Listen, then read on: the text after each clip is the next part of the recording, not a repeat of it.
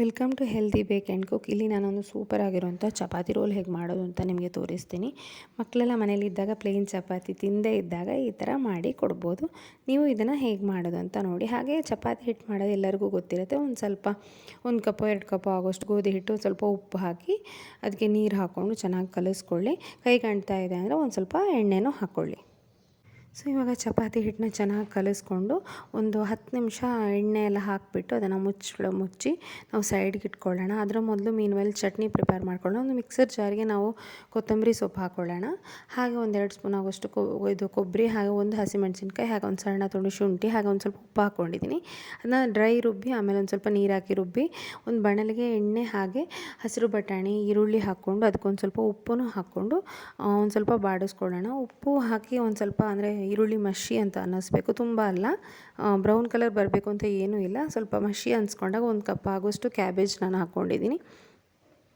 And ಇದಕ್ಕೆ ನಾನು ಖಾರಕ್ಕೆ ಪೆಪ್ಪರ್ ಪೌಡರ್ ಅಷ್ಟೇ ಹಾಕಿದ್ದೀನಿ. ಆ್ಯಂಡ್ ಉಪ್ಪಿಗೆ ಉಪ್ಪು ಹಾಕ್ಕೊಂಡಿದ್ದೀನಿ, ಬೇರೇನೂ ಮಸಾಲ ಹಾಕ್ಕೊಂಡಿಲ್ಲ.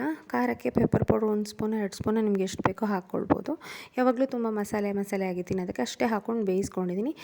ಮತ್ತು ಗ್ರೀನ್ ಪೀಸ್ ಅಂದರೆ ಹಸಿರು ಬಟಾಣಿ ನೆನೆ ಹಾಕಿಟ್ಟಿರಿ. ಹಾಗೆ ಮೀನ್ವೈಲ್ ಇಲ್ಲಿ ನಾವು ಚಪಾತಿ ಲಟ್ಟಿಸ್ಕೊಳ್ಳೋಣ. ಚಪಾತಿನ ಈ ಥರ ಮಾಡ್ಕೊಂಡು ಲಟ್ಟಿಸ್ಕೊಂಡು ನಾವು ಚಪಾತಿ ಲಟ್ಟಿಸ್ಕೊಳ್ಳೋಣ. ಪಲ್ಯ ರೆಡಿಯಾಗಿದೆ, ಚಟ್ನಿನೂ ರೆಡಿಯಾಗಿದೆ. ಈ ಥರ ಮಕ್ಕಳೆಲ್ಲ ಪ್ಲೇನಾಗಿ ತಿಂತಾ ಇಲ್ಲ ಅಂದಾಗ ನಾವು ಈ ಥರ ಲಟ್ಟಿಸ್ಕೊಂಡು ಇದನ್ನ ಈ ಥರ ಮಾಡ್ಕೋಬೋದು. ಇವಾಗ ಚಪಾತಿ ಎಲ್ಲ ಲಟ್ಟಿಸಿ ಆಗಿದೆ. 2 ಬದಿನೂ ಚೆನ್ನಾಗಿ ಬೇಯಿಸ್ಕೋಬೇಕು. ಆ್ಯಂಡ್ ಅಳತೆ ಕೂಡ ಹೇಳಿದ್ದೀನಿ. ನಾನೊಂದು 3 ಜನಕ್ಕೆ ಅಷ್ಟು ಮಾಡ್ತೀನಿ ಮನೆಯಲ್ಲಿ. ಈಗ ಹೇಗೆ ಅಂದರೆ ನೀವು ಇದಕ್ಕೆ ತುಪ್ಪ, ಬೆಣ್ಣೆ, ಎಣ್ಣೆ ಏನು ಬೇಕಾದರೂ ಹಾಕಿ ಬೇಯಿಸ್ಬೋದು. ಇಲ್ಲ ನೀವು ಹಾಗೆ ಬೇಯಿಸ್ತೀರಾ ಅಂದರೆ ಹಾಗೇನೂ ಬೇಯಿಸ್ಕೋಬೋದು. ಆದಷ್ಟು ಕಬ್ಬಿಣದ ತವ ಯೂಸ್ ಮಾಡಿ, ನಾನ್ ಸ್ಟಿಕ್ ಯೂಸ್ ಮಾಡೋದನ್ನು ಅವಾಯ್ಡ್ ಮಾಡಿ, ಯಾಕಂದರೆ ಅದಷ್ಟು ಒಳ್ಳೆಯದಲ್ಲ. 2 ಬದಿನೂ ತುಂಬ ಚೆನ್ನಾಗಿ ಕೆಂಪಗಾಗಿ ಬೇಯಬೇಕು ಚಪಾತಿ. ನೋಡಿ ಈ ಥರ ಬರಬೇಕು. ಅದೆಲ್ಲ ಆದಮೇಲೆ ನಾವು ಒಂದು ಸ್ವಲ್ಪ ಗ್ರೀನ್ ಚಟ್ನಿ ಏನು ಪ್ರಿಪೇರ್ ಮಾಡ್ಕೊಂಡಿದ್ವಿ ಅದನ್ನು ಸ್ಪ್ರೆಡ್ ಮಾಡ್ಕೊಳ್ಳೋಣ. ಒಂದು ಸೈಡ್ ಸ್ವಲ್ಪ ಚೆನ್ನಾಗಿ ರೋಸ್ಟ್ ಮಾಡೋಣ, ಆವಾಗ ಚೆನ್ನಾಗಾಗತ್ತೆ. ಗ್ರೀನ್ ಚಟ್ನಿ ಫುಲ್ಲಾಗಿ ನಾವು ಸ್ಪ್ರೆಡ್ ಮಾಡ್ಕೊಂಡ್ಮೇಲೆ ಅದಕ್ಕೊಂದು ಸ್ವಲ್ಪ ಪಲ್ಯ ಏನು ಪ್ರಿಪೇರ್ ಮಾಡ್ಕೊಂಡಿದ್ದೀವಿ ಅದಕ್ಕೆ ಅದನ್ನು ಸ್ಪ್ರೆಡ್ ಮಾಡಿಕೊಂಡು ಒಂದು ಸ್ವಲ್ಪ ಚೆನ್ನಾಗಿ ರೋಸ್ಟ್ ಆಗಲಿ. ಒಂದು ಬದಿ ಚೆನ್ನಾಗಿ ರೋಸ್ಟ್ ಆದಮೇಲೆ ಒಂಥರ ಕ್ರಿಸ್ಪಿ ಅನಿಸುತ್ತೆ. ಒಳಗಡೆ ಪಲ್ಯನೂ ಇರುತ್ತೆ, ತುಂಬ ಟೇಸ್ಟಿ ಆಗುತ್ತೆ. ನೋಡಿ ಈ ಥರ ರೋಸ್ಟ್ ಆಗೋ ತನಕ ಮಾಡಿ ರೋಲ್ ಮಾಡಿಕೊಂಡು ಸರ್ವ್ ಮಾಡಿದ್ರೆ ಆಯಿತು. ನೋಡಿ ಈ ಥರ ಇದು ರೋಸ್ಟ್ ಆದರೆ ಒಂಥರ ಟಿಫಿನ್ ಬಾಕ್ಸಿಗೆ, ಲಂಚ್ಗೆ ಅಥವಾ ಬೆಳಗ್ಗೆ ಬ್ರೇಕ್ಫಾಸ್ಟ್ಗೆ ಮಾಡ್ಕೋಬೋದು. ಈವ್ನಿಂಗ್ ನೈಟಿಗೆ ಲೈಟಾಗಿ ಏನಾದ್ರು ಡಿನ್ನರ್ ಬೇಕು ಅಂತ ಹೇಳಿದರೆ ಒಂದು ಚಪಾತಿ ಮಾಡ್ಕೊಂಡು ಅದರೊಳಗೆ ಒಂದಿಷ್ಟು ಪಲ್ಯ, ಚಟ್ನಿ ಎಲ್ಲ ಸ್ಪ್ರೆಡ್ ಮಾಡಿಕೊಂಡು ಸಿಂಪಲ್ಲಾಗಿ ಆಫೀಸಿಂದ ಬಂದು ಸುಸ್ತಾದಾಗ ಈ ಥರ ಮಾಡ್ಕೊಂಡು ತಿನ್ಬೋದು.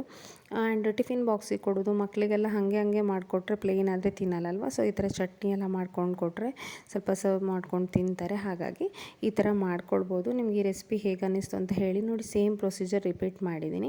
ನಿಮಗೆ ಬೇರೆ ಯಾವ ಥರದ ರೆಸಿಪೀಸ್ ಬೇಕು ಅಂತ ಹೇಳಿದರೆ ಖಂಡಿತ ನಾನು ಸರ್ವ್ ಮಾಡ್ತೀನಿ. ಇದು ಏನು ರೆಸಿಪಿ ಬೇಕು ಅಂತ ಹೇಳಿದರೆ ನಾನು ವಿಡಿಯೋ ಮಾಡೋಕ್ಕೆ ಪ್ರಯತ್ನ ಪಡ್ತೀನಿ. ಸೊ ಈ ರೆಸಿಪಿ ಇಷ್ಟ ಆಗಿದೆ ಅಂತ ಅಂದ್ಕೊತೀನಿ. ಹಾಗೆ ಮುಂದಿನ ಹೆಲ್ದಿ ರೆಸಿಪಿ ಜೊತೆ ಸಿಗ್ತೀನಿ. ಅಲ್ಲಿವರೆಗೂ ಟೇಕ್ ಕೇರ್, ಬಾಯ್ ಬಾಯ್.